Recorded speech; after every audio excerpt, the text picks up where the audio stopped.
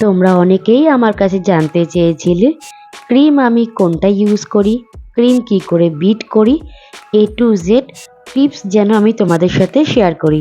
আমি বরাবর এই ব্র্যান্ডের ক্রিমটাই ইউজ করি। ট্রপোলাইটটা আমার আগাগোড়াই পছন্দ। তো মার্কেটে অনেক রকম কোম্পানি আছে, তোমাদের হাতের নাগালে যেই কোম্পানিগুলো পাওয়া যাবে সবগুলোই তোমরা অনায়াসে ব্যবহার করতে পারো। আরও কিছু কোম্পানির ফটো আমি এখানে দিয়ে দিলাম। এই হুইপ ক্রিমগুলো সবসময় ফ্রোজেনে স্টোর করতে হয়, এই রকম টেট্রা প্যাকে থাকে আর ওপরটা সিল করা থাকে। আমি তোমাদের দেখাচ্ছি যে কতটা শক্ত, কারণ এটা কিন্তু পুরোপুরি ফ্রোজেনভাবেই রয়েছে। আর যখনই তোমরা এই ক্রিমগুলো ইউজ করবে তার প্রায় 2 থেকে 3 ঘন্টা আগে নর্মাল ফ্রিজে রেখে দেবে। Welcome to my channel. আমার নতুন একটা ভিডিওতে তোমাদের সবাইকে স্বাগত। তো প্রথমেই তোমাদের যেটা করতে হবে, একটা বাটির মধ্যে বরফটাকে জমিয়ে নিতে হবে, আর একটা বাটিকে যেখানে তোমরা ক্রিমটাকে বিট করবে সেই বাটিটাকে 1 থেকে 2 ঘন্টার মতো এই হুইপ ক্রিমের জন্য রেডি করতে হবে। তো বাটিটাকে আমি ফ্রোজেন করে নিয়েছিলাম, আর তার সাথে আমার যে ইলেকট্রিক বিটার আছে তার কাঁটাটাকে আমি ফ্রোজেন করে নিয়েছিলাম। আর যেই ক্রিমটা আমি বিট করব সেটা প্রায় 3 থেকে 4 ঘন্টা আমি নর্মাল ফ্রিজে রেখে দিয়েছিলাম। সব সময় কিন্তু মাথায় রাখতে হবে ক্রিম বিট করার সময় এই ক্রিমটা যেন পুরো লিকুইড ফর্মে থাকে।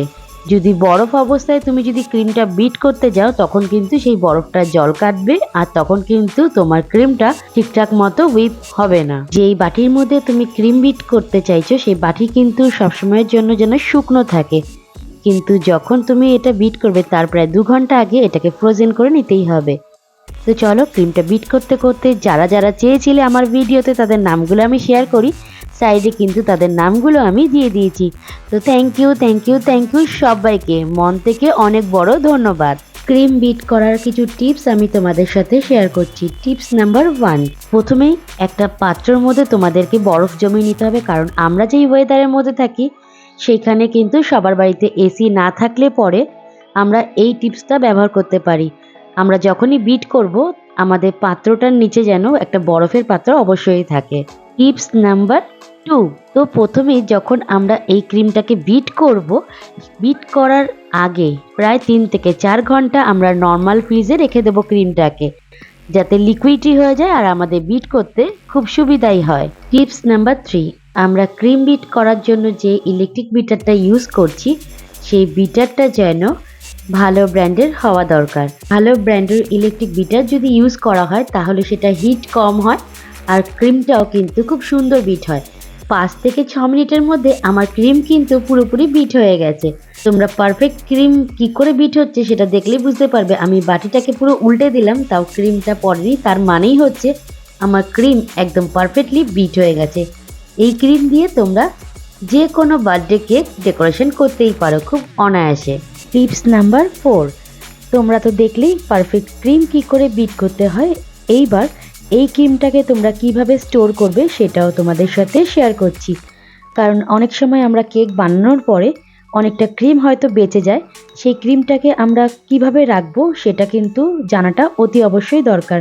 কারণ বেঁচে যাওয়া ক্রিমটাকে কখনোই ফ্রোজেন করবে না, তাতে কি হয় ক্রিমটা একদম বরফের মতো জমে যাবে, পরে যখন এটা বিট করবে তখন কিন্তু সেটা লিকুইড হয়ে যাবে। এই রকম একটা শুকনো এয়ারটাইট কন্টেনার বা যেই রকম তোমাদের কাছে পাত্র থাকবে যাতে ঢাকনা দেওয়া যেতে পারে সেই রকম ধরনের একটা পাত্র নিয়ে নেবে। আমার হাতের সামনে এটা ছিল তাই তোমাদেরকে এটার মধ্যেই রেখে দেখাচ্ছি। এই রকমভাবে ক্রিমটাকে রেখে দেবে, রাখার পরে ক্লিন র্যাপ অবশ্যই করা দরকার। তো যেই পাত্রে রাখবে সেই পাত্রটা যেন অতি অবশ্যই শুকনো থাকে। তো এই রকমভাবে একটা পাত্রের মধ্যে ক্রিমটাকে রেখে তার ওপর থেকে আমি ক্লিন র্যাপ দিয়ে ভালো করে র্যাপ করে নেব। তারপরে এই ক্রিমটাকে আমি নর্মাল ফ্রিজে রেখে দেবো, আর এটাকে আমি 1 সপ্তাহের মতো এইরকমভাবে স্টোর করতে পারবো। তো ভিডিওটা তোমাদের কেমন লাগলো প্লিজ আমাকে কমেন্ট করে জানিও। যারা এখনও আমার চ্যানেলটাকে সাবস্ক্রাইব করোনি তারা সাবস্ক্রাইব অতি অবশ্যই করে নিও। বেল আইকনটা প্রেস করতে ভুলে যেও না, যাতে আমার কোনো ভিডিও নোটিফিকেশন সবার আগে তোমার কাছে চলে যায়। তো নতুন কোনো ভিডিও নিয়ে আবারও দেখা হবে নতুনভাবে নতুন রূপে। আজ চলি, হর হর মহাদেব।